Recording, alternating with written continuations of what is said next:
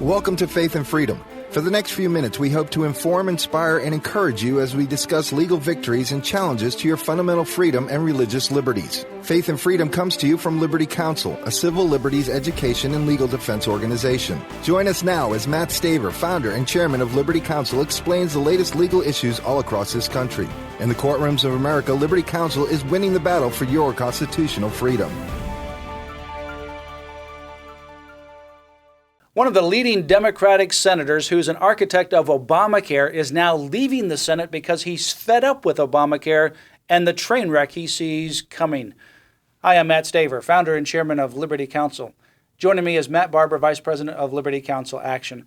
Matt, this is stunning that one of the architects of Obamacare, Senator Max Baucus, Democrat from Montana, is now going to retire, leave the Senate. Why? The architect is fed up with Obamacare and its implementation, and he sees a, quote, train wreck coming, and now he's leaving the Senate. He's the architect. Now, he admitted in 2010 that he didn't read the bill, but he was an advocate of the bill.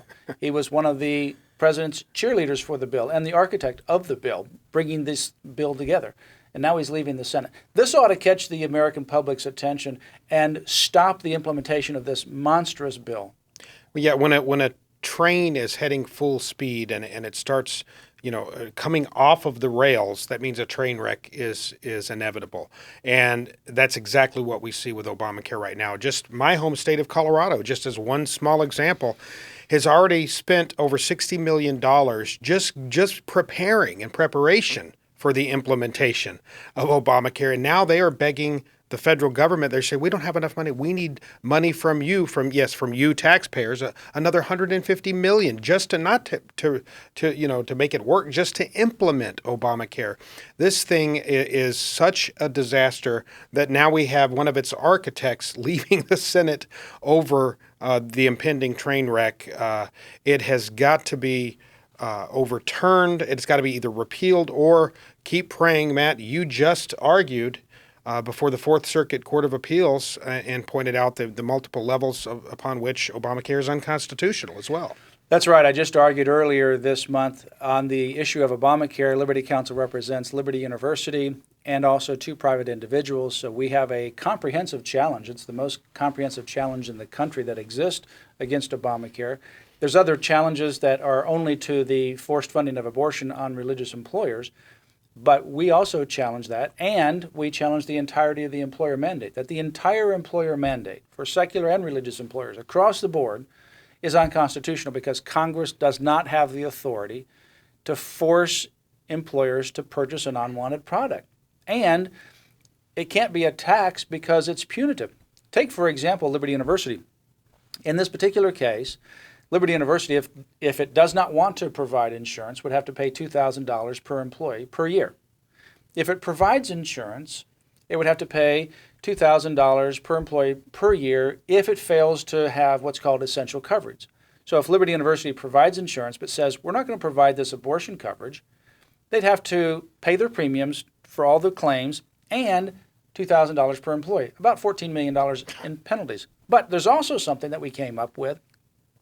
There is another statute that was amended, and that statute says, in addition to all these other penalties, you've got a $100 per employee fine per day. But that's only if you correct the problem within 30 days. And if it's not in 30 days, that $100 goes to $2,500 per employee per day. 6,900 employees. You do the math times $2,500 per day. So we're approaching $30+ million. Yeah, we're at $38 million just on that particular fine. Yeah. And then, by the way, they say that if it's more than de minimis, if it's more than just a minimal violation, which if you were to say across the board, we're not going to cover these abortifacients, it would be more than minimal. Guess what it jumps to? That $2,500 goes to $15,000 per employee per day. I mean, you're talking about millions and hundreds of millions of dollars in fines under Obamacare. And guess who enforces it? The Department of Labor, and Thomas Perez is the person that's being nominated for that. He has no clue about the rule of law. He's ideologically driven. Well, he's a radical pro-abort. He's notorious for using his position in the Department of Justice in the past to target individual private citizens, a client that Liberty Counsel had, in fact, because of her pro-life stance, to target individual citizens for intimidation, to the point where the judge in the case even said it looked like, it certainly appeared that the federal government was conspiring, he used that word, with abortion clinics in order to try to silence free speech. Well, here we have, through Obamacare, conspiring to destroy Liberty University would be the example at hand in our case, to destroy an entire organization, entire university, for not providing abortion-inducing drugs. That's where we are in this country. It's frightening, and this Obamacare. It's absolutely frightening. And then recent reports have indicated that your insurance premiums, instead of becoming more affordable, the Patient Protection Affordable Care Act, wow. Instead of becoming more affordable, they become more expensive. And they will rise between 100 and 400%. So if you're paying $5,000 for your premiums, the minimum is it's going to be $10,000, and it may be $20,000. 100 to 400% increase in your premium. Per family. Per family. So, I mean, you're talking about a significant amount of increase, and we haven't even come to the full implementation. That happens January 1, 2014. Employers are having a hard time determining what to do. For Liberty University, for example, we have several thousand adjunct professors that are part-time, in addition to the full-time employees that I mentioned. Those individuals now, we have to determine whether or not those will be, for example, and every other educational institution or employer has to do the same thing, are they going to be covered by Obamacare? Obamacare says that if you have 30 hours a week that you're working, then you're now considered a full-time equivalent. You have to be covered. Well, someone who's working part-time and doing another job, or they're retired and they're wanting to do online teaching, how do you figure out whether they're putting in 30 hours a week when you have several thousand of them? And if you have to all of a sudden cover them now, boy, the expense is just going up. So employers don't know the financial impact, and they're holding back on advancing and growing because of the uncertainty of Obamacare. It's an economy-killing, job-killing monstrosity, and we said it was all along. It's complete and utter chaos. They don't know, they have no clue what they're doing, and it is entirely unsustainable. All of the objective analyses are coming out now. They're saying this cannot work. It cannot work. But Matt, I think that was by design. We know President Obama has, when he was running for president, he said that he is for a single-payer system of healthcare, a socialized system of healthcare like they have in Great Britain and in Canada.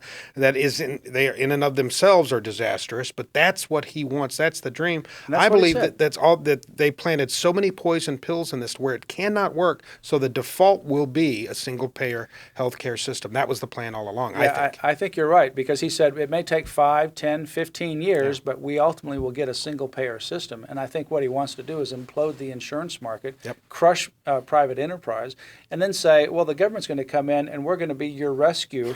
And we're going to have a single-payer system like they have in Great Britain. Well, great. So if you have a runny nose, you might be able to get into the doctor. But if you have a knee injury or heart condition or kidney problems, a little bit of a need problem. to get in for a biopsy or have a tumor removed. You're going to have to fly to some foreign country to get that kind of medical treatment, because you're not going to be able to get it here. So the cost of insurance is going up. Quality of the cost of healthcare is going up. The quality of healthcare is going down. Dr. Juan Torres, a friend of ours, is leaving the practice in the month of May. Because of Obamacare, a lot of private doctors are leaving. Their practices are being bought up by hospitals. They don't want to be involved in the bureaucracy. Medical school enrollments are down. And what we have now is the biggest funding of abortion with Obamacare, and that's one of the challenges that we have to this law as well.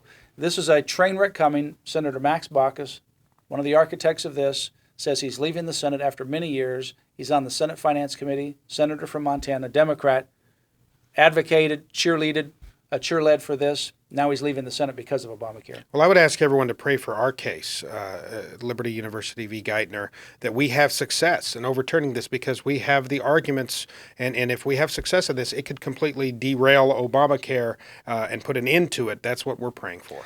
And I just argued that just a few weeks ago. A decision will come down later this year. And, of course, it's not going to be the last word from this Court of Appeals, no matter which way they go. We know that this case is bound back to the U.S. Supreme Court. Pray that we ultimately are there and that we ultimately have final victory. This case, by far, is the most comprehensive challenge to Obamacare in the country. and it could literally bring down the entire monstrosity known as Obamacare. Thank you for your prayers and your support. Go to Liberty Counsel's website, lc.org. That's lc.org. Ask for our Patriots Handbook series. It has a Patriots Handbook on our constitutional liberties, religious liberty, and also other issues as well. Ask for the book by David Barton, Original Intent. Talks about the original understanding and the intent of the Founding Fathers in our original documents, and more. You can go to lc.org, and remember Liberty Counsel with your financial support as well. You have been listening to Faith and Freedom with Liberty Counsel. We hope that we have motivated you to stand up for your faith, family, and freedom. We can accomplish a lot when we work together. Get informed and get involved today. Sign up for our free monthly newsletter, The Liberator. We will send it out to you free of charge. Stay informed with our Liberty Alert email updates. Just click on the website at www.lc.org or call us at 1-800-671-1776. Tune in next time to learn more about your rights right here on Faith and Freedom.